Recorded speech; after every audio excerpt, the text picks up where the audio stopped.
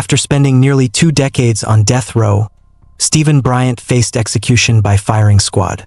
But how did his crimes unfold and what truly happened in his final moments before death? Let's examine the full story. It began on October 5, 2004. Steven Bryant was 23 years old and running out of options. He needed money and he needed it fast. Friends would later say he seemed restless, impatient, and increasingly desperate. Instead of asking for help, Steven turned his attention to the quiet stretches of Sumpter County. He drove the rural back roads slowly, studying the houses set far from the road, hidden behind trees with long driveways and no nearby neighbors. These were homes where no one would hear a scream and no one would notice a stranger lingering too long. Steven developed a routine. During the day, he would approach houses on foot, knocking on doors and offering harmless excuses. Sometimes he claimed he was looking for someone. Other times he said his truck had broken down and he needed directions. He smiled easily. He waved. He appeared polite and unthreatening. Most people thought nothing of it. To them, he was just another passerby in a rural county where strangers weren't uncommon. But Steven wasn't lost. He was watching. He was memorizing layouts, entrances, and escape routes. After visiting one house, he returned the next day. This time, he didn't knock. He slipped inside while no one was home. He moved through the rooms quickly, heading straight for the office. Drawers were pulled open. Cabinets were searched. Anything small and valuable was taken. When he left, there were no witnesses and no alarms. The burglary went unnoticed until the homeowner returned later that evening. Steven didn't stop. Soon after, he broke into another empty house. This time, he took extra steps. He cut the phone lines before entering, making sure no one could call for help if they came home unexpectedly. Inside, he searched deeper and longer. That's when he found it. A .40 caliber Smith & Wesson handgun and a box of ammunition. In that moment, the crimes changed. This was no longer just about stealing. With the weapon in his hands, Steven crossed a line he could never uncross. Each break-in fueled something darker. He wasn't just taking property anymore. He was preparing. Hours after stealing the gun, Steven went out to test it. Along a quiet riverbank, he spotted a man fishing alone. 56-year-old Clinton Brown had no idea anyone was watching him. Without warning, Steven raised the gun and fired a single shot before running away. The bullet struck Clinton in the upper body.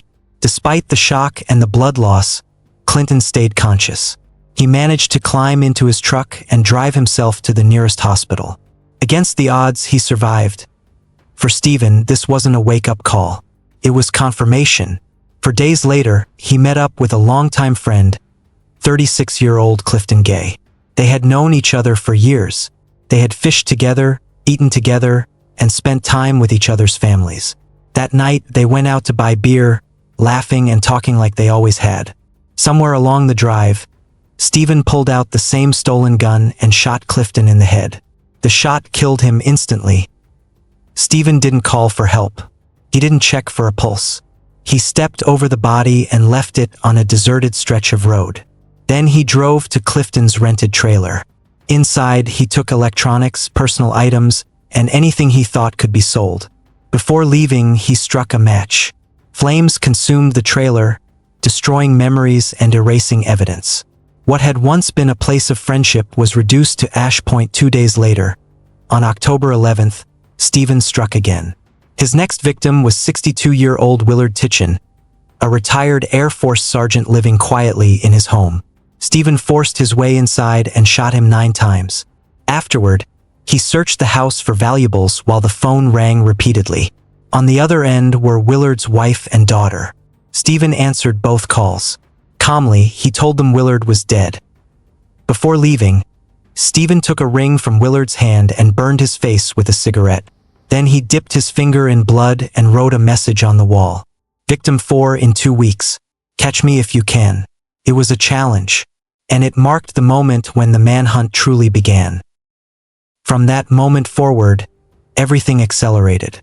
Investigators in Sumpter County worked non-stop, reviewing every detail from the previous 2 weeks. Patterns quickly emerged. The attacks were clustered within a small geographic area. The gunshot wounds were consistent. Shell casings matched. There were no signs of struggle. This wasn't random violence. It was a calculated spree carried out by one individual moving with confidence and speed. Tips began pouring in. Multiple callers reported seeing a dark, worn 1990 GMC pickup near several crime scenes. One witness managed to provide a partial license plate number. When detectives ran it, the result pointed directly to Steven Bryant, a man already known to law enforcement for violent burglaries. The truck wasn't just a lead. It was the missing link connecting every crime. On October 13th, ballistic testing confirmed what investigators already believed. The same firearm had been used in all the shootings. The case was effectively solved. But before police could act, Steven struck one final time. At around 4:30 in the morning, 35-year-old Christopher Burgess was standing outside a small convenience store when Steven approached him. They spoke briefly before leaving together. What was said will never be known. Somewhere along the way, Steven shot Christopher once in the chest and once in the head. His body was discovered less than 2 hours later by a passing hunter. Later that afternoon, officers tracked Steven to his girlfriend's house. When confronted, he didn't resist. He didn't run. As he was led away in handcuffs, the spree that had terrorized the county came to an end. Inside the house, detectives found stolen property, weapons, and evidence tying him to the murders. Steven was charged with 3 counts of murder along with burglary, armed robbery, arson, and weapons violations. In the months that followed, the community struggled to reconcile the crimes with the man they thought they knew. Steven's landlord described him as quiet and polite.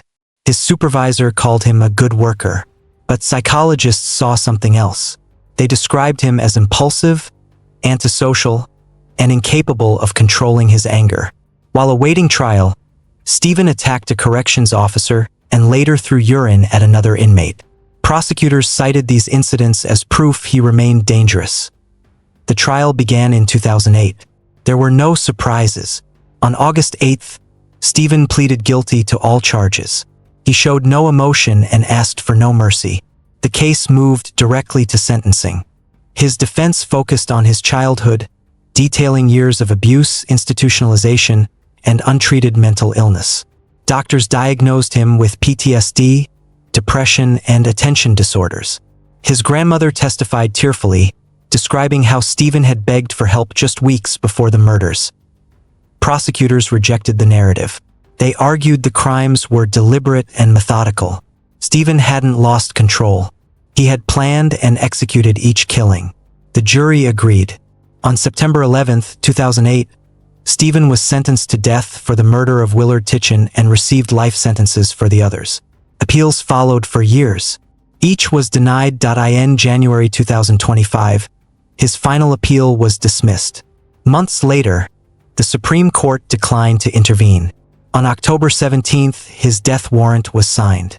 Steven chose execution by firing squad. On November 14, 2025, he was strapped to the chair. He offered no final words. At 6:05 p.m., Steven Bryant was pronounced dead. Steven Bryant was 44 years old. What do you think? Was justice delivered? Share your thoughts and perspective in the comments below.